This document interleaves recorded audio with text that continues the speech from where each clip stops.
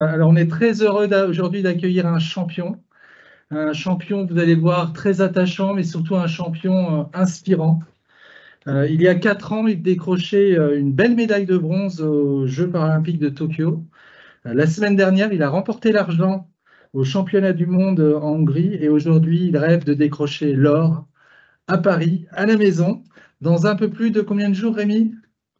Je sais pas, non, 100, on va dire 104 jours. 104 jours. 114 jours. Je viens de faire sur ChatGPT, je voulais savoir. 114 jours. 114? Ouais, 114, ouais. Bon, Ouais. on vérifiera, je demanderai à l'assistante de vérifier. Voilà. Donc, bienvenue Rémi Boulet, vous pouvez l'applaudir. Alors Rémi, comment vas-tu? Eh bien, moi, je vais très bien. Merci de m'accueillir chez vous, dans vos locaux. J'étais venu, j'espère que ça va porter chance parce que je crois que pour les Jeux de Tokyo, j'étais venu quelques mois avant les Jeux de Tokyo, au final, et j'étais revenu avec la médaille de bronze. Donc là, l'objectif sera de revenir avec une médaille d'or. En tout cas, quoi qu'il arrive, au minimum, la médaille. Ça, c'est vraiment l'objectif premier. Donc là, tu as remporté la médaille d'argent aux mondiaux en Hongrie et tu nous as dit que tu es en phase de récupération. En fait, C'est ça. Donc là, oui, je suis en phase de récupération. C'est une petite semaine pour moi de récupération parce que hier, j'ai fait une petite infiltration au niveau de l'épaule. Donc ça me permet, là, au retour des championnats du monde, souvent on fait une petite récup. Et bah là, donc là, jusque dimanche, je ne fais pas de sport. Donc c'est vraiment récupération totale. Parce qu'après, à partir de lundi jusqu'aux Jeux paralympiques, j'aurai plus de phase de récupération. Donc après, c'est tous les jours, j'aurai que une journée par semaine sans sport, mais sinon c'est tous les jours, tous les jours. Nous, on n'a pas de. Dans ma planification, en fait, il n'y a pas de dimanche, tu ne fais pas de sport, ça dépend de ta planif. Et donc, je peux très bien faire 3 entraînements un dimanche et puis repos le lundi. C'est vraiment, voilà. c'est vraiment la dernière ligne droite là. Là, c'est la dernière ligne droite. Il reste 4 mois, un peu moins de 4 mois maintenant, et 114 jours d'après ChatGPT. Ouais. Mais je ne suis pas trop d'accord avec ça, mais on peut le calculer. Mais en tout cas, c'est vraiment la dernière ligne droite. L'objectif pour moi, il est vraiment de réussir ces 3 mois, 4 mois. Ça va être vraiment les plus importants parce qu'il faut réussir à ne pas se blesser. Et surtout, on va vraiment augmenter l'intensité. Moi, aujourd'hui, je n'ai pas encore travaillé ce que je pourrais appeler ma phase de course. C'est-à-dire que je n'ai pas encore fait de réelle vitesse. L'hiver, on fait beaucoup de long, on sort, on fait 10-15 km. Et maintenant, là, on va faire des séances qui vont être plus longues. Mais par exemple, on va faire des séances d'1 h 30 pour faire 10 fois 200 mètres. Donc, je fais un 200 mètres, je fais 8 minutes de récupération, je refais un 200 mètres à fond, 8 minutes de récupération. Voilà, ça va suivre les phases comme ça. D'accord. Alors, c'est vrai que nous, on te suit sur les réseaux sociaux, hein, tu es très actif, hein, notamment sur Instagram. Et moi, ce qui m'a surpris, c'est que tu avais l'air hyper déçu par ta médaille d'argent la semaine dernière au championnat du monde. Pour quelle raison? Pour quelles des raisons je suis déçu? Parce que j'ai pas fait l'or. Ouais. Voilà, non. Pour quelles raisons? Parce que c'est dans ma phase de course. Je sais que j'ai pas fait une belle course, étant donné que je me suis focalisé sur mon adversaire et je me suis pas focalisé sur moi-même. En fait, je fais un travail normalement de prépa mentale où on essaye. L'objectif, il est, si je veux faire la meilleure performance possible, il faut que j'arrive à être centré sur moi et réaliser ce que je sais faire et ce que je fais à l'entraînement. Et là, en fait, j'ai fait un mauvais départ. Et au lieu d'être focalisé sur ma ligne d'arrivée et d'être focalisé que sur ce que je dois mettre en œuvre pour aller chercher la performance, je me suis focalisé sur le Brésilien qui est à ma droite et je l'ai regardé en fait toute la course. Donc, je ne fais pas une belle course au niveau réalisation et ça se sent au niveau des chronos parce que quand on est en série, là, on n'était pas dans la même série, mais je lui mets 0,6 secondes en série et là, il me met 0,4 secondes. Ouais. Donc, voilà, moi, j'ai perdu en fait, j'ai presque perdu une petite seconde, quoi. Ouais, sachant que, alors, parce que nous, on n'est pas du tout, on connaît peu ce monde-là. Alors, toi, tu évolues dans ce qu'on appelle la catégorie KL1H, c'est ça? C'est ça, KL1. Ça veut dire quoi? KL1, ça veut dire, je sais pas. Voilà, non, ça veut dire, en gros, c'est vraiment la catégorie la plus handicapée. Dans le paracanoë, il y a 3 catégories. Il y a KL1 homme, donc ça c'est moi. En gros, on est la catégorie où on n'a pas les abdos. C'est vraiment, on n'utilise que les bras. Alors certains adversaires, donc ça c'est toujours les polémiques qui arrivent qui ont un peu plus d'abdos, etc. Donc, dont le hongrois, mais ça, c'est encore une autre phase. Et après, il y a la catégorie KL2, ça va être des gens qui vont être comme moi, soit en fauteuil roulant ou mal marchant, ou double amputé. comme Magrat, l'Australien. Et après, la catégorie KL3, ça va être des vraiment mal marchands ou des simples amputés au niveau tibial. Voilà. D'accord. Donc, Et donc, toi, ton épreuve, c'est 200 mètres en ligne droite? 200 mètres en ligne À droite. fond, c'est du sprint. C'est du sprint, c'est comme Usain Bolt. Il y a 9 couloirs. Il y a 9 couloirs, c'est sur du plat. Donc, c'est pas comme ce que des fois on peut voir, qui est un peu plus médiatisé, le slalom avec Tony Estanguet, où là, c'est pour le coup, c'est en rivière ou en bassin artificiel à Vers-sur-Marne. Moi, c'est du plat, 9 couloirs. On est sur les bassins d'aviron, par exemple. Il y a un sabot dans l'eau. On vient mettre la pointe de notre bateau dans le sabot. Et au ready, set, go, le sabot tombe dans. Enfin, vient. C'est un système de vérin, mais ça prend pas. Ce que je veux dire, c'est que c'est en millième de seconde. Hein. Il met 3 à 4 millièmes de seconde à tomber, quoi. C'est des vérins très puissants et voilà. Et après, bah, c'est assez simple. C'est l'avantage pour moi, qui n'a pas fait trop d'études, c'est que il faut juste traverser la ligne d'arrivée et c'est le premier qui est arrivé qui a gagné. Il n'y a pas d'autre, techniquement, il n'y a pas plus simple. Et tu mets combien de temps pour faire 200 mètres? Je mets combien de temps? Bah, j'aimerais être en 45 à Vers-sur-Marne. Si je suis en 45 à Vers-sur-Marne, 45 secondes, ça serait vraiment cool. Ça serait un bon chrono. Là, aujourd'hui, je tourne en 45, 90, Ouais. 46 secondes. Ça veut dire que c'est pareil, on prend Florian, il court à côté de toi, tu arrives avant lui en fait. 45 secondes. S'il met 45 secondes à faire Il 200 fait pas mètres moins de en 20 courant, secondes. Hein. s'il met 45 secondes aux 200 Ouais. mètres, je vais voir avec Antoine pour Il est mauvais? aller à la salle de sport. C'est mauvais? C'est moyen. Parce que le record du monde, il a moins de 20 secondes. Mais, Ouais, mais un homme de. le 100 mètres, Usain Bolt, il doit le faire en 9 secondes et 19 secondes de 200. Ouais. Donc, ça veut dire que tu mettrais 25 secondes de plus. C'est beaucoup quand même. Alors, c'est vrai qu'il y a un mois, je ne sais pas si vous avez vu, à une heure de grande écoute, on t'a vu à la télé. On t'a vu sur. Qui a vu Rémi sur BFM TV? Personne? Personne. Merci. Voilà. En fait, donc là, il y a une image. Voilà, vous avez l'image. Il y aura une baisse de salaire le mois prochain. Et si... Moi, j'ai noté les deux, Antoine. Donc, tout le reste, au niveau d'un comptant, on va réduire les salaires le mois prochain. Et donc, tu as interviewé notre président aux côtés de David Douillet, Marion Bartoli, elle a gagné Wimbledon, et Rémi pour représenter le sport paralympique. Exactement. Ouais, c'est la classe quand même. C'était sympa, ouais. Honnêtement, c'était sympa. Alors, ce que je disais, c'est que moi, le souvenir qui m'a le plus marqué, c'est vraiment qu'il faisait très froid. Parce qu'on était au Grand Palais, les portes étaient ouvertes. Et mine de rien, il faisait 8 degrés. Donc, ça, c'est plus le souvenir qui m'a marqué. Après, bon, le président Macron, moi, j'ai la chance de connaître. Voilà, on est assez proche. Donc, son 06? j'ai son 07. Et en plus, c'est un téléphone très simple. Il suffit de connaître 2 chiffres et vous avez le numéro du président. Tiens, je peux vous donner un indice. Voilà. Mais non, non, ouais, j'ai son. Donc voilà, donc non, c'était vraiment sympa.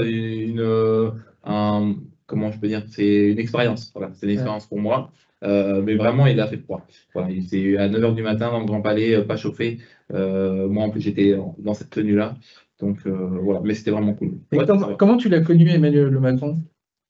Comment je l'ai connu? En fait, on s'était rencontrés plusieurs fois sur des manifestations via l'armée. Via l'armée, une fois, je me rappelle plus de la première fois qu'on s'est rencontrés, mais je crois que c'était sur la base aérienne d'Orléans, etc. Et on s'est rencontrés une fois, 2 fois, puis après, à chaque fois, on discutait, on discutait, et puis à un moment donné, on a fait le duo D ensemble. Et puis bah, après, bah, c'est comme ça que ça a bien matché. On a eu. On va peut-être rappeler ce que c'est le duo D, parce que je ne suis pas sûr que. Et ben, le duo D, c'est quand on passe une journée avec. C'est quand souvent c'est une journée avec une personne valide. Ou une personne valide passe une journée avec une personne en situation de handicap.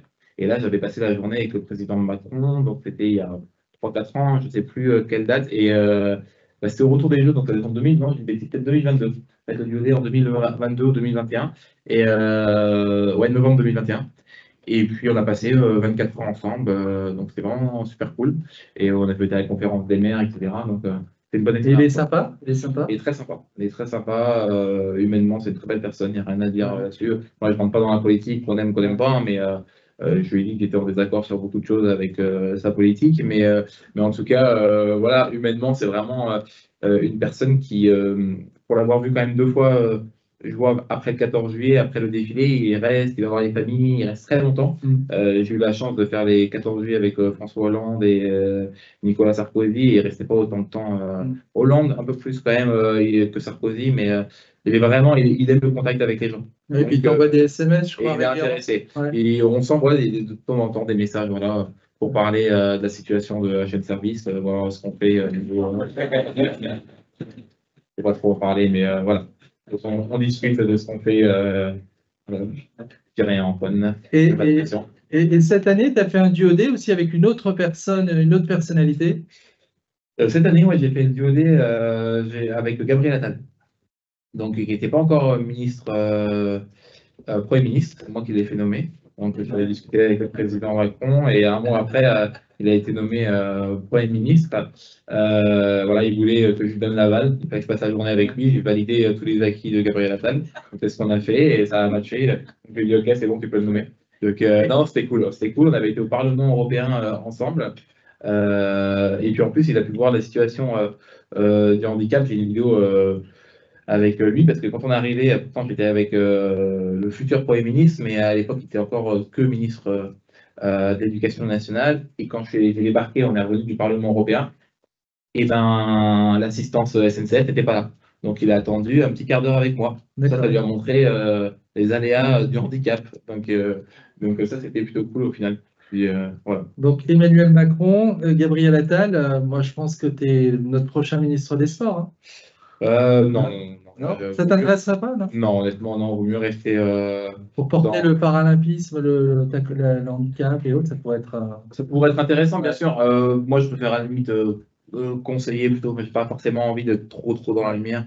Et après, si c'est pour que j'ai des photos de moi nu qui ressortent sur les réseaux et tout, c'est pas la peine. J'ai pas envie dans cette polémique. Non, mais blague à part. Il y en a déjà, hein, moi j'en ai vu. Il y en a déjà eu. Voilà. Voilà, on va ressortir des photos. Je vous invite à aller voir sur Rémi. C'était pour faire une DSK, merci. Et vous le verrez dans J'étais jeune, voilà, j'ai fait essai militaire. Il y a du dossier, il y a du dossier.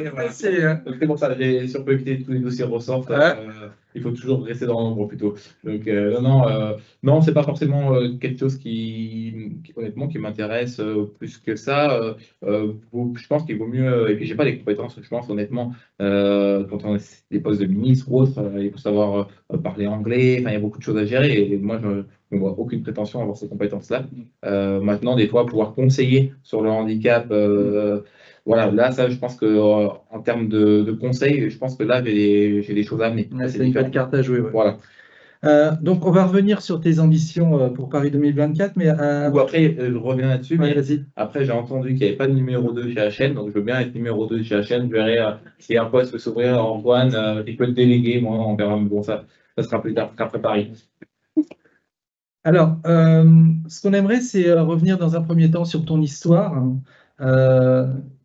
C'est vrai qu'elle est terrible, hein, puisque tu as perdu l'usage de tes jambes en 2014, donc ça fait tout juste 10 ans, hein, c'est bien ça? Exactement. Et donc, tu étais un soldat d'élite, on le voit là sur soldat d'élite, commando parachutiste dans l'armée française. Donc, tu as participé à beaucoup d'opérations dans des endroits hyper chauds, comme l'Afghanistan, le Mali, le Niger, le Tchad. Mais ce n'est pas en opération en fait que ton accident a eu lieu. Est-ce que tu peux nous en parler, si ça ne te gêne pas? Ça me gêne un peu, mais bon, on est là pour ça. Donc, non, bah, moi, alors oui, comment ça s'est passé? J'ai eu un accident de parachute le 4 septembre 2014, en schématisant. En gros, tout à l'heure, non, c'était hier, Antoine, tu m'as dit qu'il y avait quelqu'un qui faisait du parachutisme.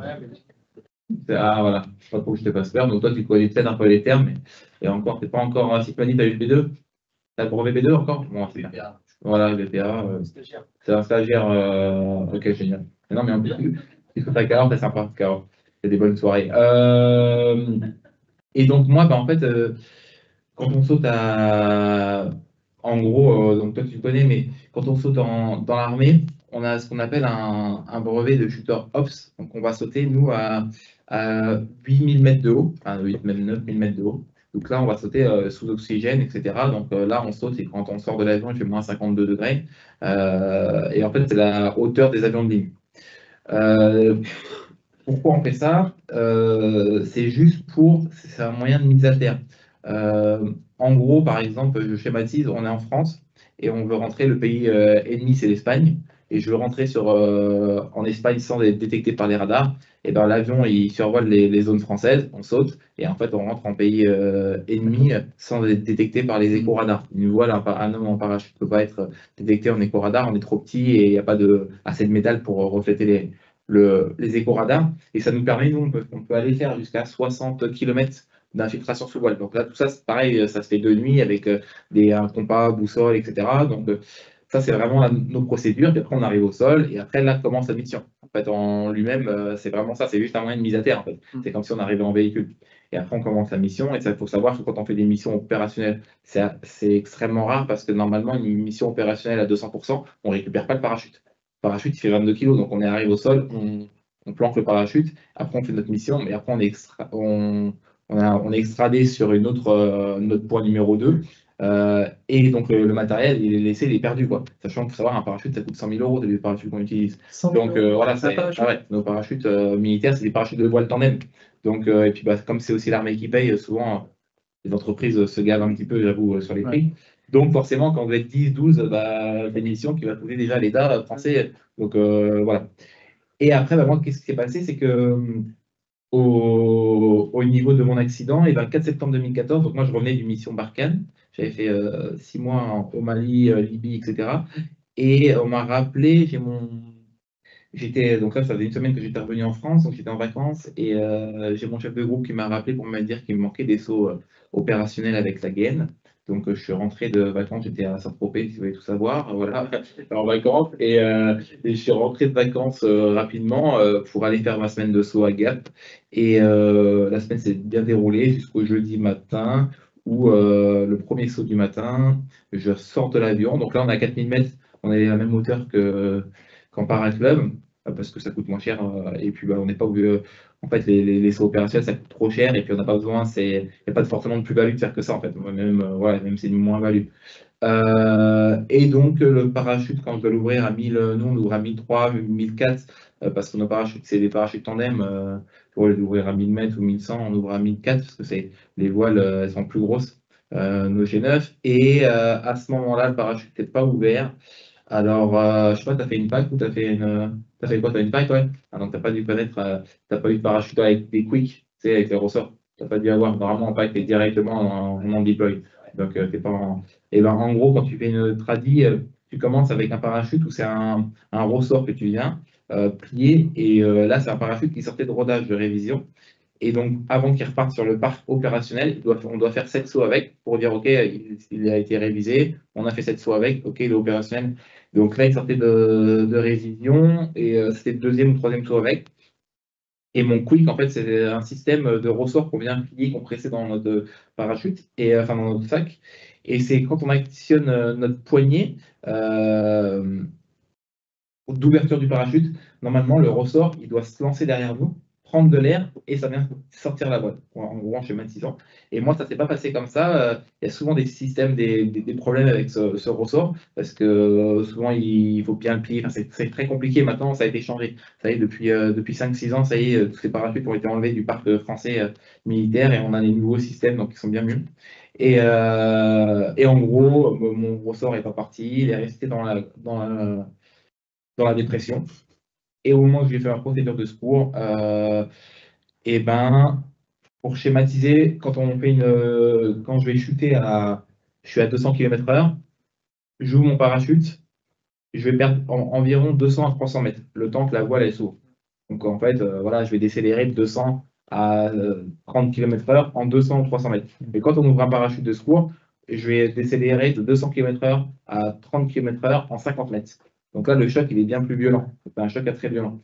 Et c'est fait pour s'ouvrir en 50 mètres. Cette ouverture a fait que ce choc a fait que le parachute principal qui était dans mon dos, qui n'était pas sorti, et ben ça l'a sorti de son logement. Et la voile, elle est venue emmêler mon parachute de secours. Donc elle est venue fermer mon parachute de secours.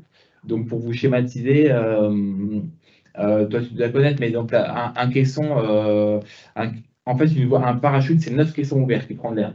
Donc il faut imaginer, je ne sais pas, là, si je prends la taille du mur, ouais, ça fait quasi ça, quoi. Si je prends du mur là, de l'angle là-bas, en hauteur, c'est un peu plus large, on va dire. Et une voile de parachute, ça va aller chercher ouais, ouvert jusqu'à la fin de l'écran HN. À peu près ça. Toute l'ouverture, ça, et ça, il faut le diviser en 9 caissons. Et moi, quand j'ai eu mon accident, il n'y avait que 2 caissons qui étaient ouverts sur les 9. Donc il y en avait 7 qui étaient fermés. Donc j'étais en torche. Donc au lieu de descendre à 1 km/h, j'étais à une cinquantaine de km/h. J'ai descendu. J'avais un cerf-volant, quoi, l'équivalent d'un gros cerf-volant, comme vous voyez un petit peu en mer, les kitesurfers, les mecs qui font c'est des gros cerfs-volants, hein, c'est ça. J'avais l'équivalent de ça en fait qui m'a freiné. Et donc là, j'ai fait 600 mètres de chute à peu près, parce que le moment d'ouverture du parachute de secours, etc., on perd déjà ça vite. Ouais, je suis arrivé à 600, 800 mètres. Et puis après, j'ai enchaîné une chute d'une vingtaine de secondes à peu près à 50 km/h jusqu'à impacter le sol. Alors moi, j'ai eu beaucoup de chance. Normalement, je ne devrais plus être là. J'avais une copine qui était décédée un an avant, Blandine, pareil, membre de l'équipe de France, qui était décédée au même endroit que moi, un accident similaire au mien, sauf que elle, c'était un parachute comment dire, c'était un parachute de paraclub d'équipe de France, donc beaucoup plus petit. Donc elle a encore chuté beaucoup plus vite. Au lieu d'arriver à 50, elle est arrivée à 60, 10, 80, 90, et en plus de ça, elle est tombée sur du béton. Donc elle est décédée directement, quoi. Moi, j'ai eu la chance de tomber sur la zone où je devais atterrir. Donc c'était quand même de la terre, de l'herbe. Et puis voilà, donc après, moi, donc la chute en elle-même, j'ai essayé d'ouvrir mon parachute, j'ai essayé d'atterrir debout pour faire que ce soit mes jambes qui cassent. Tu savais tu savais que tu allais perdre tes jambes. Je ne savais pas que j'allais perdre mes jambes, mais en fait, ce que je savais, c'est qu'il ne fallait pas que je fasse de fracture de bassin. Parce qu'en fait, si tu fais une fracture de bassin, pour nous, on fait quand même pas mal de stages en médic pour pouvoir quand on part en zone, on doit être capable de faire des perfusions, des trachéos, etc. Donc, on fait quand même pas mal de stages en CHU. Et je savais que si j'avais une fracture du bassin, souvent, on peut avoir une artère touchée et qui fait une hémorragie interne rapidement. Et en fait, tu meurs rapidement, quoi. En 2-3 minutes, c'est terminé, quoi. Donc, ça, je m'étais dit, il ne faut pas faire la fracture du bassin, il faut absolument que ce soit des jambes qui passent au ressort et qui prennent le choc. Et c'est ce que j'ai réussi à faire. Donc, je suis vraiment tapé debout. Et c'est ma jambe gauche vraiment qui a touché en premier le sol et qui a pris le plus parce que ma jambe gauche, c'est vraiment au niveau du tibia, il y avait multifracturé. Et après, c'est l'onde de choc qui a fait remonter dans ma colonne vertébrale et qui a fait casser ma colonne vertébrale et qui a cassé mes 3-4 vertèbres. Et après, il y a une des vertèbres qui a touché la moelle épinière et qui a compressé fortement la moelle épinière. D'où ma paraplégie aujourd'hui. Voilà. Après, j'avais aucune zone de. Moi, je ne saignais pas. Bon, j'ai eu 13 dents cassées, etc. Mais 2 côtes cassées. Mais puis j'avais l'épaule qui était complètement sortie. Mais ce que je veux dire, après, moi, je n'ai pas perdu connaissance. C'est-à-dire que j'ai tout vécu. Moi. À l'instant où j'ai touché le sol, j'ai vu mes collègues arriver en premier.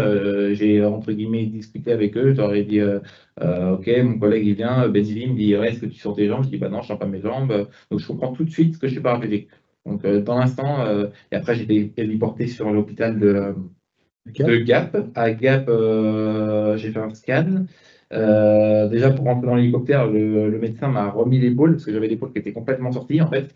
Et donc, il a dû me remettre, parce que je ne rentrais pas dans l'hélicoptère, en fait, vu que j'avais l'épaule qui était complètement derrière. Et donc, il m'a remis l'épaule droite avant de rentrer dans l'hélico sur la zone. Et puis après, à Gap, ils ont vu que c'était trop gros, donc ils m'ont remis dans l'hélico et j'ai été opéré sur le CHU de Grenoble, là où il y a eu Michael. Donc peut-être été opéré comme même chirurgien que Michael Schumacher. Je pourrais chez ça comme petite histoire, mais pour la bonne. Donc voilà, donc moi, pareil, jusqu'à l'opération, j'ai discuté avec le chirurgien, etc. Et puis après, l'opération se fait, et puis après, voilà, on fait la convalescence. Voilà un petit peu en quelques mots. Donc, tu t'es retrouvé du jour au lendemain en chaise roulante, hein. Exactement. Ah non, j'ai fait 3 mois complètement allongé, 3 mois à vivre allongé, de septembre à décembre, voilà, en gros. Où là, on vit le temps que les vertèbres se consolident, etc. Et donc là, j'ai fait 4 mois à l'hôpital, un mois à l'hôpital au CHU de Grenoble, 15 jours en réa. Après, j'ai été transféré sur l'hôpital militaire de Percy à Paris. Et donc là, j'ai vécu 4 mois complètement allongé. Et pour après faire la transition à se remettre assis. Et alors, sans faire du pathos, mais moi, je pense que beaucoup d'entre nous, on se serait peut-être laissé aller dans ta situation, et voire même se dire, j'en ai peut-être assez de la vie. Mais toi, au contraire, tu as décidé d'affronter cette situation en véritable guerrier en te lançant un nouveau défi. Oui, non, moi je pense pas, je suis pas du genre à dire, bah, comme tu dis, du pathos, mais en fait, je pense que chacun, personne ne sait en fait comment il doit réagir après un accident comme ça. Maintenant, moi, j'aime pas dire que voilà, ok, j'ai rebondi, mais je pense que tout le monde dans la salle, après un accident de la vie, peut réussir à rebondir. En fait, c'est juste dans la tête. Moi, j'ai eu la chance de parcourir un peu le monde, de voir beaucoup de choses et de me dire qu'en fait, même si je suis en fauteuil roulant à 26 ans, il y a bien pire dans la vie. Aujourd'hui, vous allez dans ce qu'on voit aujourd'hui encore dans les conflits, vous voyez, multisévariés en Ukraine, etc. Je me dis que dans la vie, il y a bien pire que nous. Et c'est pour ça que je pense qu'il faut rebondir et profiter de la vie. Donc c'est vraiment ça que moi j'aime amener, de se dire, voilà, on n'a qu'une vie, il faut en profiter, en fauteuil ou non. Après, ouais, je me suis dit, c'est sûr, c'était compliqué parce que moi, j'ai aucun diplôme. Je me suis engagé à l'armée à 17 ans. J'ai arrêté mon CAP pour rentrer à l'armée à 17 ans. Donc forcément, tu perds. Faut savoir, j'avais trois passions dans la vie. Moi, c'était le parachutisme, c'était la passion numéro un. J'étais en équipe de France espoir de parachutisme. Donc tous les week-ends, je sautais.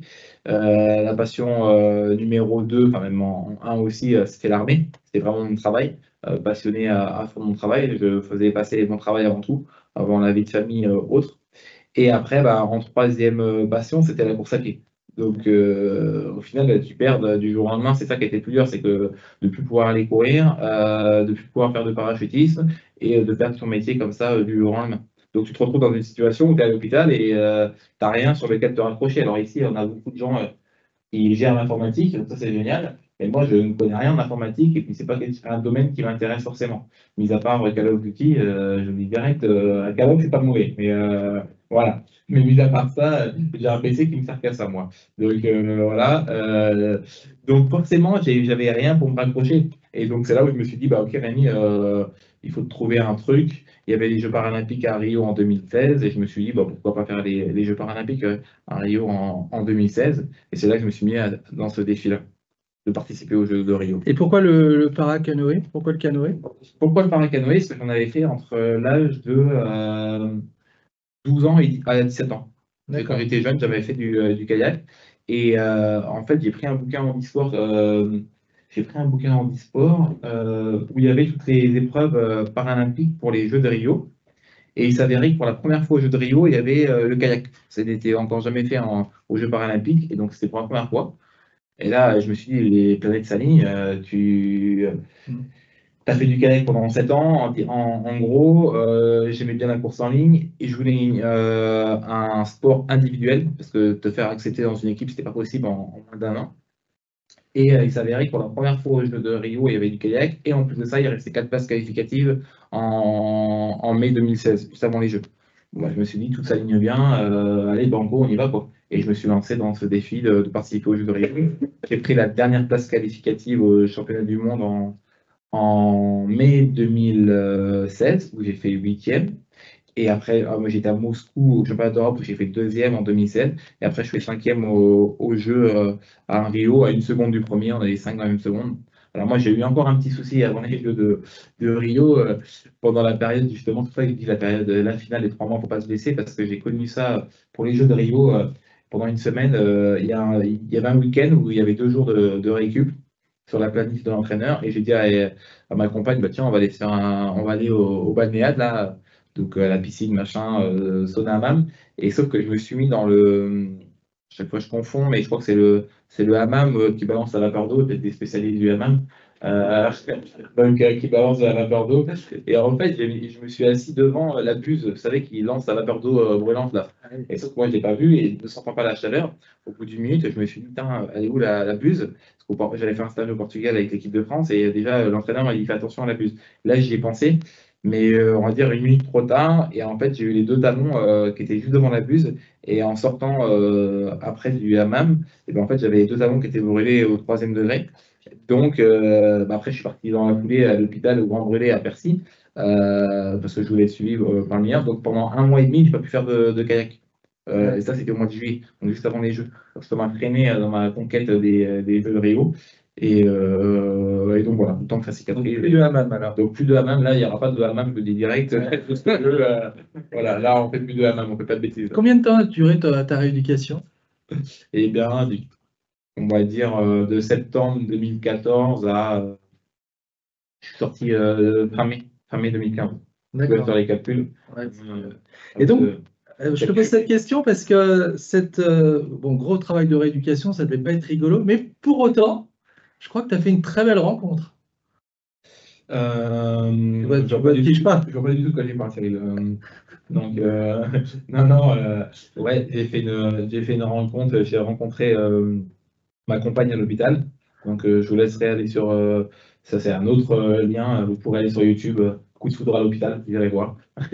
Une autre émission avec Frédéric Lopez. Mais comme ça, au moins. Mais ouais, j'ai fait une rencontre. J'ai rencontré ma compagne à l'hôpital, qui était psychomotricienne là-bas. Et, et moi, comme je voulais pas avoir de psychologue ni de psychiatre, parce que ça m'intéressait pas forcément, j'étais pas dans un protocole médicamenteux. Donc, j'ai tout de suite arrêté tous les médicaments pour dormir. C'était compliqué au départ de fermer les yeux, mais donc je dormais que par fatigue. Et après, quand j'ai vu la nouvelle psychomotricienne dans l'hôpital, ça m'a bien plu. Et j'ai demandé au médecin de pouvoir faire un peu de psychomotricité, peut-être pour m'aider. Et voilà, et après, étant donné que je suis un bon charmeur, j'ai réussi à gérer la situation. Et voilà, et donc j'ai géré ça, et puis bah voilà, donc on a été en couple depuis voilà.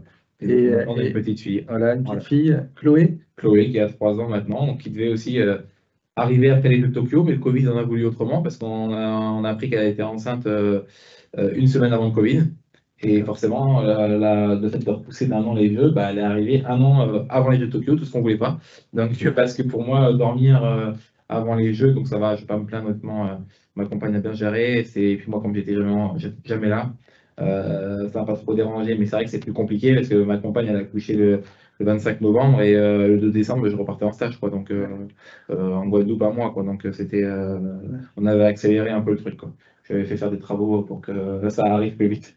Ça n'empêche que tu as bien géré, puisqu'à Tokyo, tu as remporté une médaille de bronze. C'est comment l'ambiance? Comment tu les as vécus, ces Jeux à Tokyo? Les Jeux à Tokyo, comment je les ai vécus? Assez mal, parce que un manque de préparation. Enfin voilà, le manager, en fait, il faut savoir qu'à Tokyo, il y a 7 heures de décalage, 7 ou 8 heures de décalage. Et ça a été compliqué à encaisser le décalage. Et puis le voyage était très long entre le moment où j'ai quitté, je vous parle du moment où je suis parti de chez moi et le moment où je suis arrivé, j'ai pu me poser à l'hôtel, il s'est passé 32 heures.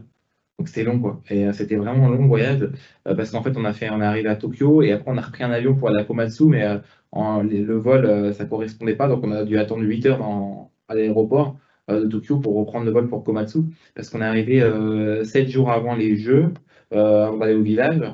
Et là, on a fait une préparation d'une semaine sur un centre d'entraînement à Komatsu.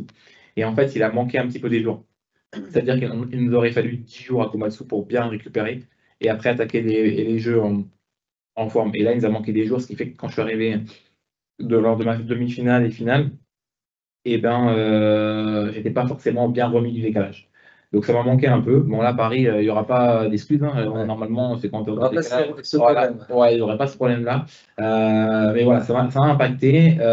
Et puis après, à Tokyo, on s'était préparé. Tout le monde disait va faire 40 degrés à l'ombre. Ils mettent des ventilateurs avec des glaçons, etc.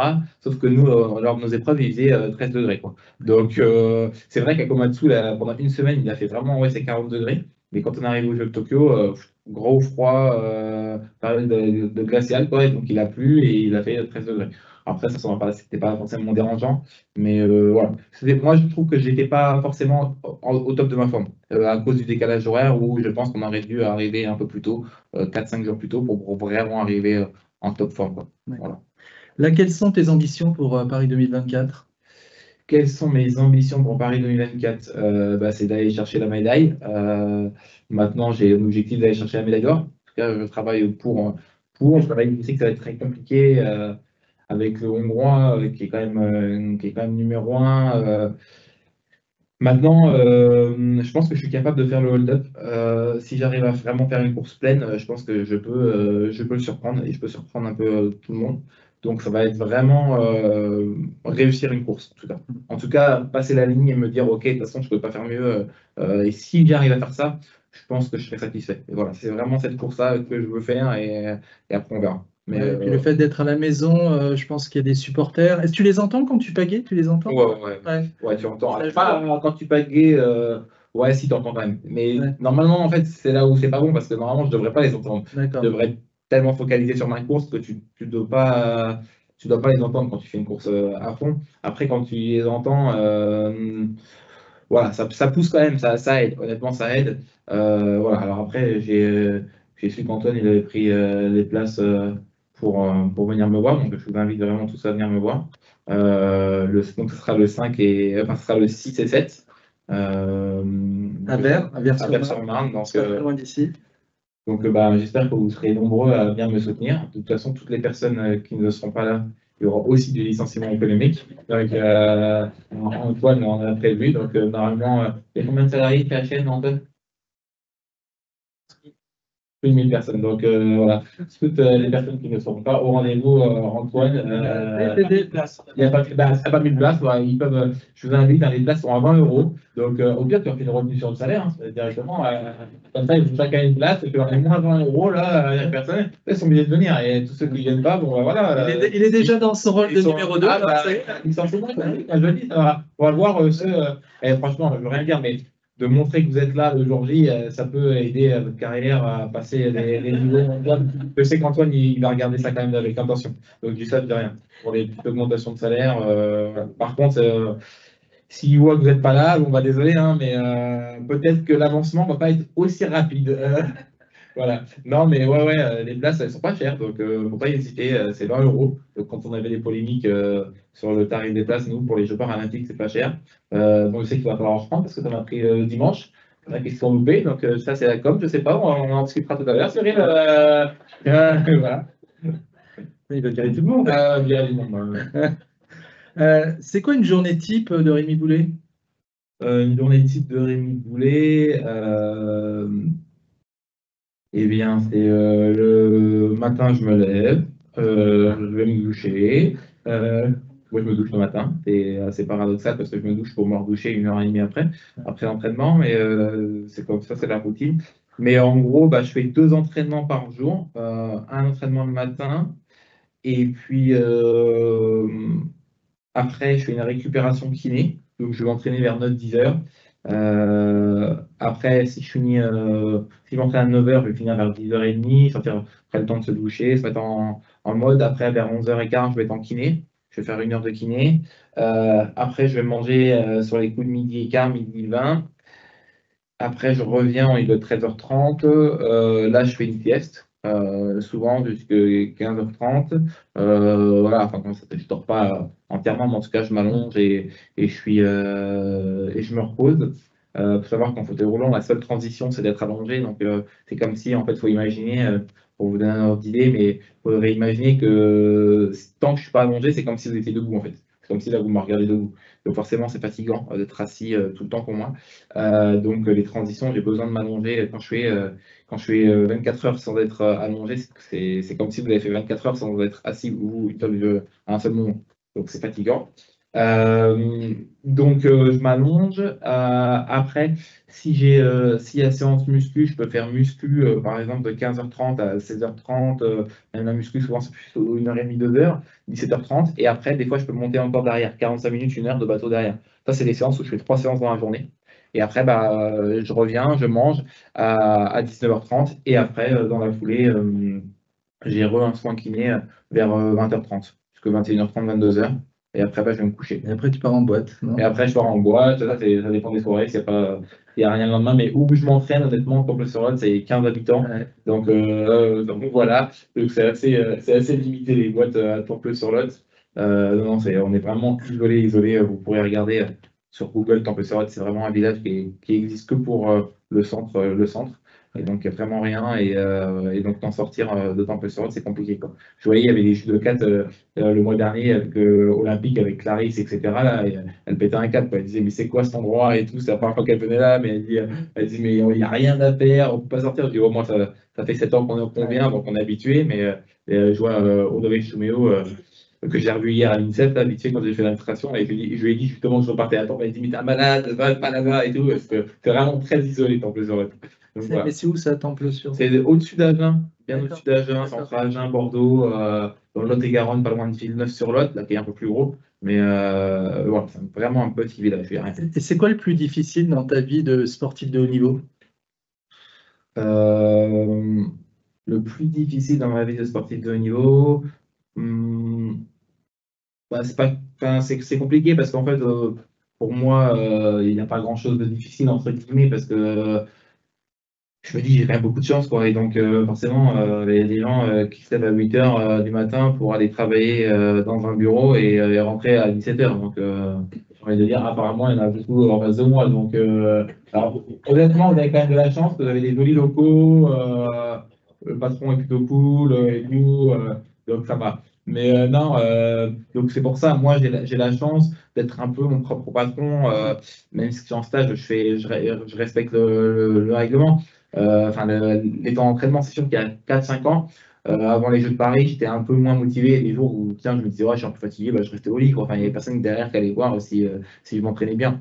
Après, là, je suis maintenant dans une autre dynamique. Là, je m'entraîne même trop. Il faut que je fasse attention à pas être trop en surentraînement, parce qu'il y a des jours où il y a marqué pas de séance et je vais quand même m'entraîner et faire des petits trucs et tout. Donc, la chose plus difficile, c'est les déplacements. Aujourd'hui, bah, c'est vrai que maintenant j'ai une fille. Moi, j'étais habitué avec l'armée de partir 4 mois, 6 mois, mais c'est différent quand on a un enfant, je pense. Et là, ce qui est différent, c'est quand tu pars 6 mois, tu sais que tu ne reviens pas pendant 6 mois. Donc, tu es focus, ton cerveau, de toute façon, il sait que tu ne vas pas revenir avant 6 mois. Là, le truc, c'est que tu pars 3 semaines, tu reviens une semaine chez toi, tu as le temps de profiter un petit peu de ta fille, hop, et puis ben, tu repars là. Là, je vais avoir fait une semaine. Tu vois, je vais avoir fait une semaine. Après, je sais pas du monde, et là, je repars dimanche. En fait, j'aurai une semaine. Là, cette nuit, j'ai dormi à l'hôtel, je ne l'aurais pas vu pendant 2 jours. Donc c'est ça qui est compliqué, c'est que depuis qu'elle est née, en 3 ans, j'ai dû aller chercher quoi, plus une dizaine de fois à l'école, quoi, et encore. Donc c'est ça qui est un peu plus compliqué, puis surtout que ma fille, maintenant, elle le vit un peu mal. Donc voilà, maintenant, elle accepte, elle sait pourquoi on le fait. Voilà, je pense que c'est le plus dur, et là. Voilà. Après, il n'y a rien de dur. Si aussi de faire, il y a beaucoup de choses que je ne fais pas par rapport à, je me focalise sur les jeux et j'ai peur de me blesser. Donc il y a beaucoup de choses que j'aimerais faire, d'autres sports. Par exemple, du karting. Moi j'ai un karting, etc. J'adore le karting, j'adore le sport auto et tout. Donc je fais pas de karting parce qu'en fait, si je fais un accident de kart et puis que je me blesse, alors j'appelle Antoine pour lui dire, bah, tiens, je n'irai pas au jeu, merci, je vais au karting. Donc je pense que c'est compliqué. J'ai des devoirs vis-à-vis des gens qui me soutiennent et qui m'aident. Donc voilà. Alors, tu feras ça plus tard. Voilà, c'est ça, on fera ça plus tard. Le ski aussi, je t'ai lu. Le ski, j'adore le ski. Ouais. J'ai fait 2 fois du ski après les Jeux en 2016 et 2017. Sauf que je me suis dit en 2018, bah, je ne vais pas le faire si je me blesse et à les Jeux en 2020. Puis après, ça a été repoussé parce que j'aurais aimé aller au ski en 2021, l'année après les Jeux de Tokyo, sauf que ça a été repoussé. Donc en 2022, je vais au ski. Donc moi, ça a 6 ans que je n'ai pas été au ski. Ma compagne aussi, elle adore skier. Donc là, je sais qu'après, là, en 2024, là, je sais que tout le mois de décembre, janvier, si vraiment il y a de la neige, je sais que je vais partir au moins 2-3 semaines au ski pour vraiment profiter, quoi. Moi, il y a on était venu te voir avec Antoine et Carole à Vers-sur-Marne il y a quelques mois. Et moi, il y avait une phrase qui m'avait frappé. Tu m'avais dit, tu sais, au final, moi, mon handicap, il m'a permis de faire des choses que je n'aurais jamais fait si j'avais été valide. Oui, alors moi, c'était certainement ta question, elle était. En fait, il y a 2 types de personnes en situation de handicap. Il y a des gens. Je veux dire, tout bête, je sais pas moi. Alors, bah, vous en êtes le schéma, entre guillemets, c'est-à-dire que vous êtes informaticien et vous travaillez dans l'informatique, et demain, vous êtes en fauteuil roulant, vous pouvez continuer votre travail directement. Il y en a certainement des programmateurs, donc ils peuvent continuer leur travail, et en plus de ça, vous pouvez continuer votre travail, et vous pouvez participer aux Jeux paralympiques, faire plein de trucs, plein d'autres défis dans la vie. Donc ça, il y a beaucoup d'athlètes qui sont là, qui te disent, comme Théo Curin, qui disent, bah voilà, moi, sans mon handicap, j'aurais pas fait tout ce que j'avais à faire. Moi, je suis différent, c'est-à-dire que moi, j'avais ma passion, c'était l'armée. Moi, ce que j'aimais, c'était crapahuter la nuit, faire mes missions, monter les montagnes en Afghanistan, etc. de nuit, pas forcément être dans la lumière et devant vous. C'était mon taf. Maintenant, je me retrouve dans une situation où ben, là, je suis là, par la force des choses. Donc moi, c'est différent. Aujourd'hui, je ne peux pas dire que mon handicap, il a fait. C'est sûr qu'il y a plein de choses que j'ai fait. Je veux dire, aujourd'hui, j'aurais jamais échangé des SMS avec le président Macron si j'avais été encore en CPA, ça c'est une certitude. J'aurais jamais été aux Jeux paralympiques, j'aurais jamais rencontré Barack Obama, le prince Harry, etc. J'aurais jamais rencontré Antoine, et j'aurais jamais été devant vous. Donc il y a énormément de bonnes situations.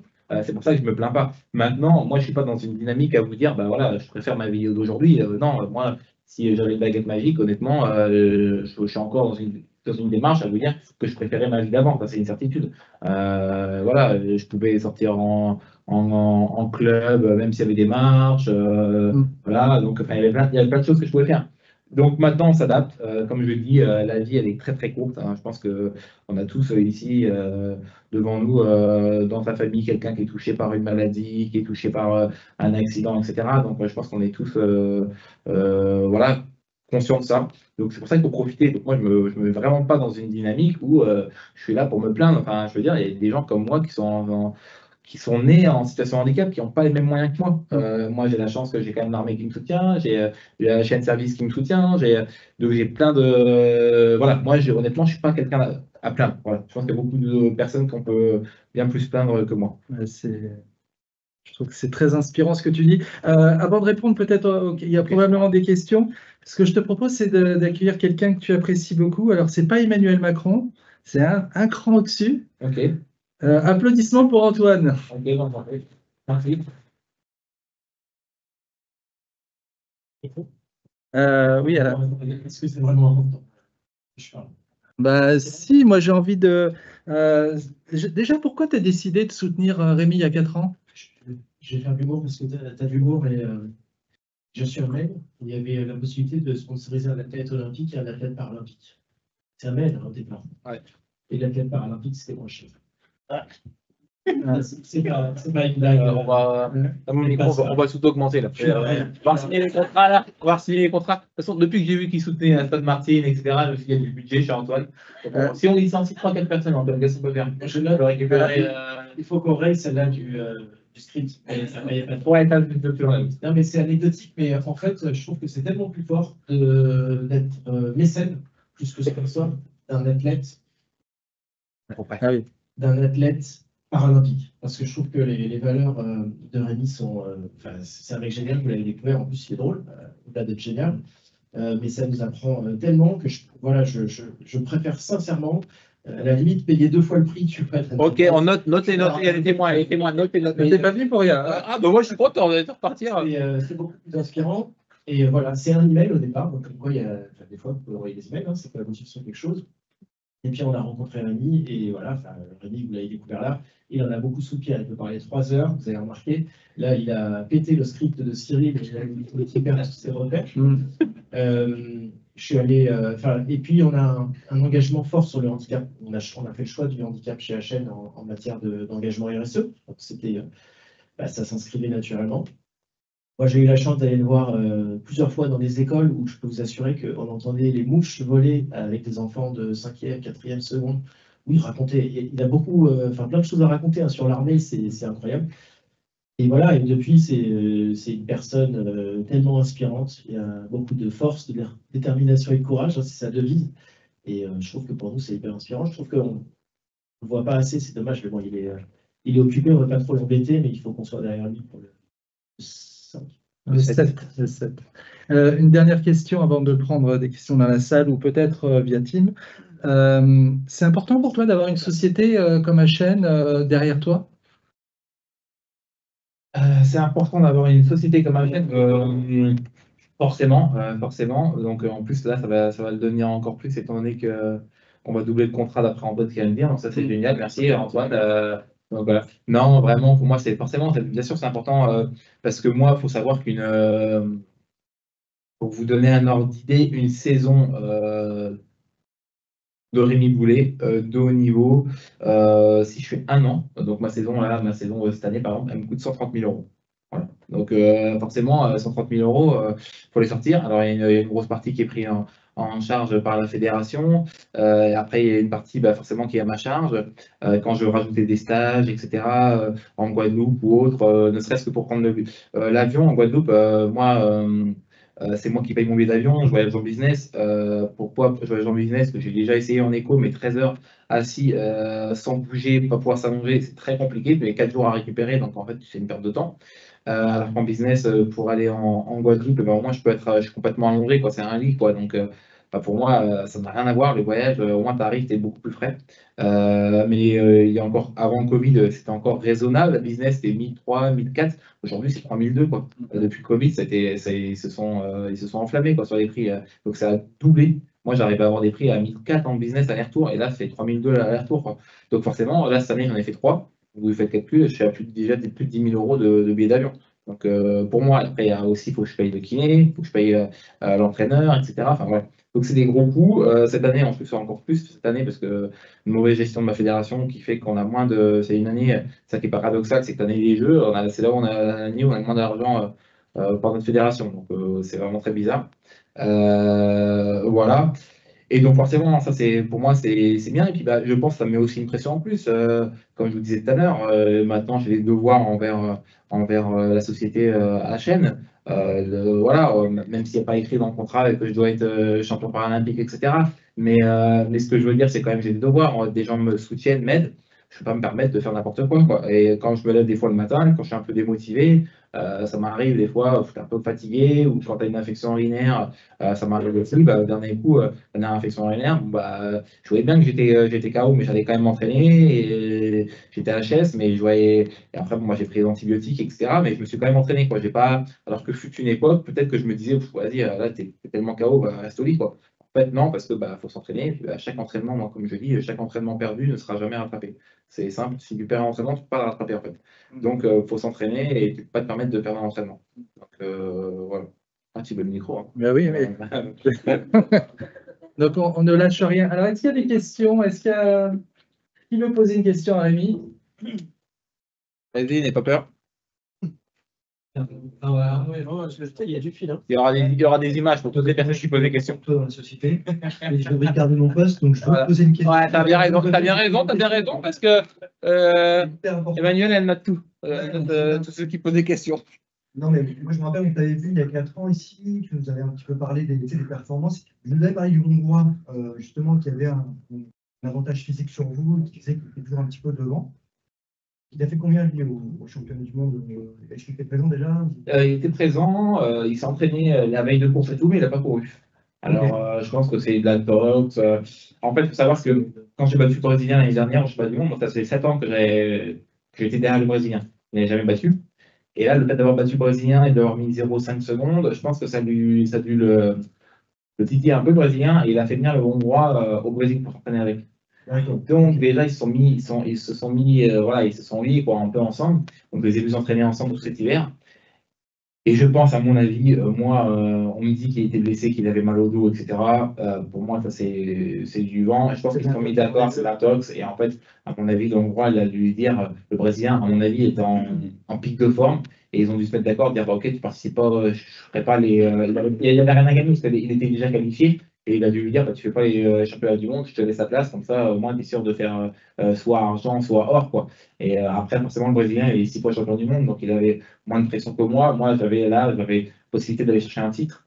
Et je me suis mis trop la pression et j'ai pensé qu'au titre pour penser à la performance. Et donc, c'est pour ça que je ne fais pas une belle course.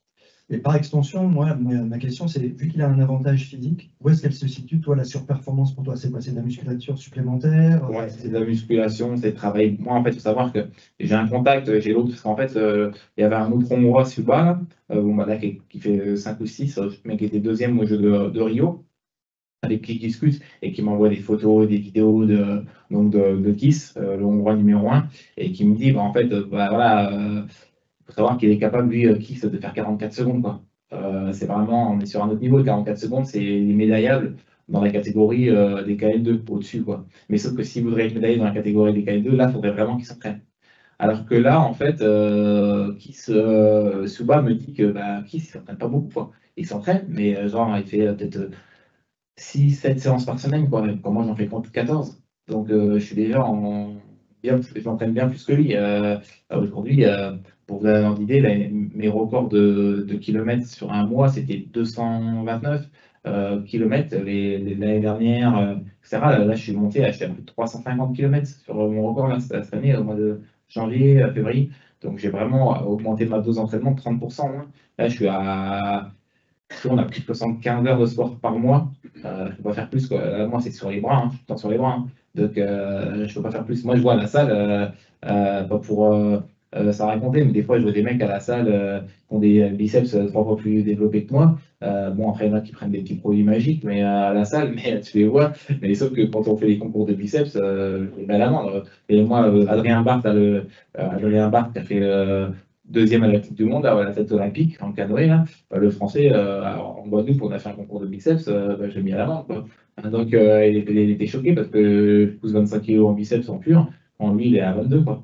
Donc, voilà, moi, le problème, c'est que moi, ça ne se voit pas parce que je ne prends pas de produits, je ne triche pas, je ne me dope pas, puis de toute façon, je n'ai pas intérêt parce que vu que je fais contrôler maintenant quasi tous les mois, donc c'est pas comme justement, il y a les pays de l'Est aussi qui, eux, tu sais, en Russie, si tu ne te donnes pas, de toute façon, tu ne fais pas les jeux en Russie. Donc, président Poutine, c'est comme ça. Et forcément qu'en Russie, il faut savoir que c'est des infirmiers français qui viennent te contrôler, tu vois.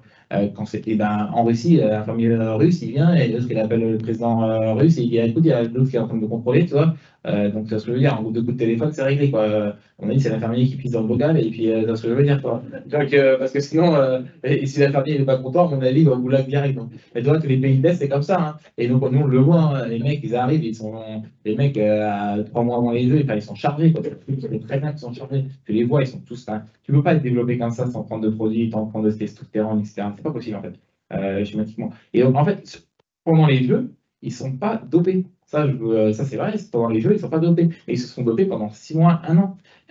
Et en fait, ils ont pu, c'est-à-dire, le dopage fait que ces mecs-là, ils peuvent, au lieu de pouvoir encaisser 14 séances, et ben, ils peuvent en encaisser 20. Ouais, donc, ils ont une récupération qui est bien plus. Donc, en fait, ce que toi, tu vas mettre 6 mois à faire pour gagner ton muscle, bah, lui, il va le gagner en 2 mois. Quoi. Donc, il gagne, donc c'est énorme. Donc, ça te laisse un point de mire. Un point de mire, voilà, maintenant, c'est comme ça. Voilà, ça va travailler pour, donc je ne me mets pas d'excuses. Le but n'est pas de se chercher aucune excuse. Le but est d'essayer de travailler très dur et de faire un hold-up. Moi, je sais que je peux faire un hold-up si je pars très très fort. Si je fais mon premier 150 mètres, si je prends de l'avance, ça peut vraiment passer. C'est ce que j'ai fait à Versailles à la Coupe du Monde, j'ai tenté, et jusqu'à 150 mètres, j'étais premier. Quoi. Et au 100 mètres, j'avais quasi un bateau d'avance sur le long droit. Quoi. Donc si j'arrive à le surprendre, ça peut vraiment passer. Quoi. Merci. De rien. D'ailleurs. Bon, ben, je voulais parler de ce sujet. Merci Arnaud. Donc, je vais changer. Heureusement, j'ai une question de secours. Déjà, félicitations pour ton palmarès aujourd'hui. Comment tu te prépares à 24 heures d'une finale? Est-ce que tu as des rituels? Est-ce qu'il y a quelque chose Non, même pas. Je n'ai pas de rituel. C'est compliqué parce que c'est stressant, t'es stressé. Souvent, j'arrive quand même à pas trop mal dormir avant une finale, ce qui est paradoxal, parce que souvent, je ne dors pas trop bien. Maintenant, j'essaie de ne pas y penser. J'essaie d'aller, d'être sur les sites, voilà, je sais pas, regarder des vidéos, des séries, appeler des proches, me rassurer avec des personnes qui peuvent m'aider à me rassurer. Quand je suis avec Guillaume, le kiné, là, il n'était pas là pour le du monde, mais Guillaume, je vole beaucoup avec lui, on est dans des gros délires, donc voilà, des délires qui ne volent pas très haut, mais en tout cas, qui nous font bien rire, tu vois. Et donc, ça passe. Maintenant, il y a un gros stress. Moi, j'ai beaucoup de mal à manger. Je ne gêne pas le matin. Alors, c'est cool quand les épreuves sont le matin. Tu vois, là, c'était plus dur à gérer, je du monde, parce que c'était l'après-midi. Et donc, ça fait que j'arrive, il est 16 h quand je fais ma course, je n'ai pas mangé depuis la veille au soir. Quoi. Mais j'arrive pas, c'est pas possible. J'arrive même pas ouais, je mange une petite compote de pommes, mais sinon, j'arrive pas. J'ai trop la boule au ventre et tout. Et puis après, quand je fais mon échauffement de 30 minutes avant la course, là, ça commence à aller un peu mieux. Plus ça va, mieux c'est. Mais au début, quand je suis dans le bateau, en fait, j'ai l'impression tu perds tous tes moyens. Tu te dis, mais je suis pas bien, j'ai la gorge sec, j'ai l'impression qu'il y a tellement de stress qui est là. Et tu sais, quand même, tu t'entraînes pendant 4 ans. Et moi, c'est pas comme certaines épreuves où ils ont, tu vois, Florent Manoudou, il a 50 mètres, 100 mètres, le relais, le machin. Ils vont, tu vois, s'il n'est pas bien une journée, il peut se rattraper le lendemain, etc. Moi, en fait, j'ai pas le droit d'aller là. C'est-à-dire que le moindre coup de paquet, c'est terminé. Et ça joue en 45 secondes, 4 ans de travail pour 45 secondes, réellement. Donc, tu as quand même une pression qui est quand même ultra intense. Voilà. Donc, c'est compliqué, honnêtement, c'est compliqué. Il n'y a pas de remède magique. Voilà, si, une fois que je suis dans le sabot, voilà, je me dis des mots, j'essaie de repenser à ma course. Ok, tu pousses bien, tu déchires la ligne, toi, tu vas gagner, tu te dis des mots clés. Mais il n'y a pas j'ai aucune recette miracle, hein. Franchement, je me mets des musiques, voilà, des musiques qui me motivent. Et puis voilà. Rémi, il est 13h34. Non, parce qu'on a pris l'engagement vis-à-vis de Rémi de finir à 13h30 parce que tu as une... Non, je parte à 14h. Donc à 14h. Non, parce que tu as une radio, il y a une radio, ouais, sur 15h30 sur Orléans, mais fréquence bleue, pour ceux qui écoutent. voilà, fréquence bleue pour ceux qui écoutent. Voilà. Et puis voilà, merci. Oui, alors, est-ce que juste avant que vous partiez... Non, il y a une question. Ah, il y a une dernière question. Allez, on va à la dernière question. Très bien. Je vois que j'intéresse que le sexe masculin, ça je suis déçu, mais voilà. Déjà, merci beaucoup pour son parcours, c'est super intéressant. On a eu beaucoup de questions et on a parlé beaucoup de la partie physique, des entraînements physiques. Moi, je voulais parler un petit peu de la partie mentale, savoir un petit peu comment tu envisageais cette partie-là, si c'était important pour toi, comment tu le faisais, et puis aussi est-ce que ta première vie, entre guillemets, t'a permis aussi d'être performant dans cette... Bah, le côté mental, c'est le plus dur, hein. C'est ce que je dis, c'est vraiment le plus dur. Je fais un peu, du coup, de Tokyo, je faisais pas de prépa mentale et tout. Là, j'en fais un petit peu avec un préparateur mental pour essayer de donner les points clés, mais je suis pas assez suivi. C'est sûr que, toi, il faudrait que je vois un préparateur mental. Toi, Teddy Riner, la clé, c'est qu'il a une psy qui le suit depuis qu'il a 16 ans, quoi, l'INSEP, tu vois, et qui le suit au quotidien. Voilà, toutes les semaines, il voit sa psy, etc. Donc, je pense que ça va être beaucoup. C'est une psy en plus prépa mentale. Moi, ça, je ne l'ai pas. Vraiment, c'était pas. Je l'ai pas mis dans ma dynamique. Et puis maintenant, c'est trop tard, tu vois, de vraiment aller chercher ça. Donc, j'ai quand même un préparateur mental, mais que je fais des vidéos avec lui une fois par mois, c'est pas assez, tu vois. C'est clairement pas assez. Maintenant, je me dis, je joue pas ma vie non plus, tu vois. Voilà, je joue pas ma vie. C'est sûr que c'est vraiment mon côté qui pêche un petit peu. C'est le mental et la nutrition, tu vois, qui est compliqué pour moi, parce que je suis un peu, même si je suis pas dans 2000, mais je suis un gamin dans 2000, je mange pas forcément trop de fruits et légumes. Donc voilà, donc la nutrition qui pêche. Donc là, je suis en train de vraiment là, me mettre dedans pour essayer d'être bien plus compétent sur le côté nutritionnel, ouais, pour être plus au rendez-vous, tu vois. Après, moi, j'ai la chance que c'est un 45 secondes, donc même si tu es en forme, ça va très vite. Il y a des périodes où des fois, j'ai fait des courses où j'ai gagné les Coupes du Monde, où en fait, j'avais le Covid et tout, j'étais mort, quoi. Et je me disais, mais jamais je peux courir. Enfin, une heure avant de faire la finale, je me dis, mais je vais pas, c'est pas possible. Là, j'étais en état, j'étais complètement HL. J'ai bu de la Red Bull, j'ai pris 40 du Roca, etc. Tu vois, de la vitamine C à fond. Après, j'avoue, j'ai pas dormi de la nuit, mais voilà, j'ai fait mon épreuve 45 secondes. Après l'épreuve, j'avais envie de vomir, j'étais HS et tout, mais bon. Et en plus, je me rappelle toujours cette Coupe du Monde là, une heure avant, et je disais non, mais je peux pas y aller, quoi. Je suis trop à HS. Puis ouais, je me suis mis un peu un coup de pied, et après, c'était dur. Après, de récupérer, c'était dur. Mais voilà, donc moi, c'est cette chance-là. Après, la préparation mentale, ouais, je pense qu'il m'en manque. Ouais, ça c'est clair. Mais il n'y a pas de recette miracle, hein. Mais si tu veux être numéro 2 de la chaîne, il faut quand même du mental, hein. C'est vrai, mais moi non, c'est du management ici. En plus, c'est du management gentil ici, donc voilà, non, je vous managerai, je viendrai vous voir dans les bureaux, je serai derrière vous, il n'y aura pas de souci. Bon, en tout cas, vous pouvez applaudir Rémi. Bon, juste avant de vous partir, parce qu'on voudrait pour les réseaux sociaux faire une vidéo. En fait, on va lui faire une haie d'honneur. De part et d'autre, on va l'applaudir et Rémi passera. Et ça fera une super vidéo pour les réseaux sociaux. Et ça montrera que toute la chaîne est derrière lui. En tout cas, Rémi, un grand merci. Merci à vous. Je pense qu'on a passé un super moment. J'en prenais les bouches volées. Merci Antoine. Merci Florian, Manu, Léa pour l'organisation. Donc, Avant de partir, soyez sympa, on fait cette vidéo, ça prend 2 minutes, et ça fera aussi un beau souvenir pour Rémi. Exactement, merci beaucoup. Et après, on fera une photo. Non, il n'y a pas une photo qui est prévue. Et on fera aussi une photo si vous avez le temps, pour la nouvelle presse, pour être HM. On fera une que avec le personnel féminin. Et pour moi, c'est pour ma compagne, c'est pour l'embêter un peu. Voilà. Droite, vous allez vous mettre. Il faudrait que vous mettiez en Laurent. Et en fait, Rémi va aller par là. Non, en fait, Rémi va faire venir, il y aura une nombre de choses. Donc, en fait, vous allez, si vous pouvez vous mettre sur 2 rangs, s'il vous plaît, et Rémi, installez-vous, ça fait un peu. Quitte à ce que personne ici, c'est sympa, sur la caméra, je fais déjà l'impression de.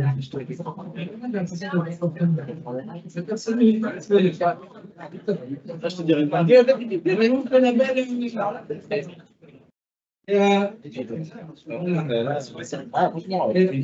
Alors, Rémi, ce qu'on va te demander, c'est de partir de là-bas. Attention, attention. Voilà, Rémi va partir de là-bas, comme ça on a les cheveux là,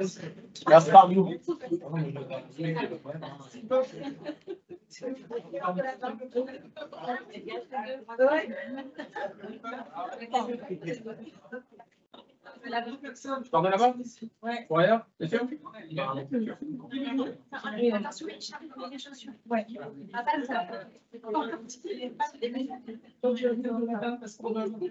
sur le logo HM. Et en fait, toi, tu vas définir. Évidemment, je pars de là pour que tu finisses sur le logo HM. Moi, je dis ça, il dit rien. Là, tu vas finir dans un mur. Non, mais on est d'accord de face, parce que là, il va t'avoir de dos. Sur pour la réhab, moi je serai arrivé d'ici et après il tourne et il finit sur le logo HN. Moi, je dis ça, je dis rien. Et c'est plus joli là-bas. Après, je suis pas réel, mais qu'est-ce que vous en pensez, vous? D'accord. Après, j'avoue qu'on peut le perdre dans les deux sens si tu veux, mais ça sera mieux. Alors, ouais, okay. Et alors, donc, ce qu'on attend de vous, c'est que vous l'applaudissiez. C'est des enfants.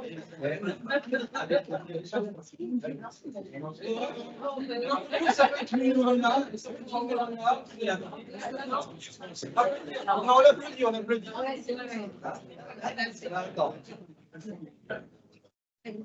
Vous êtes prêts? Et donc, Rémi, toi, tu vas juste sur le logo HN. Voilà, c'est ça. Vous êtes prêts? T'es prêt, Paul? Oui, je fais ça. Allez. Allez, c'est pire que. Arrivé ou pas?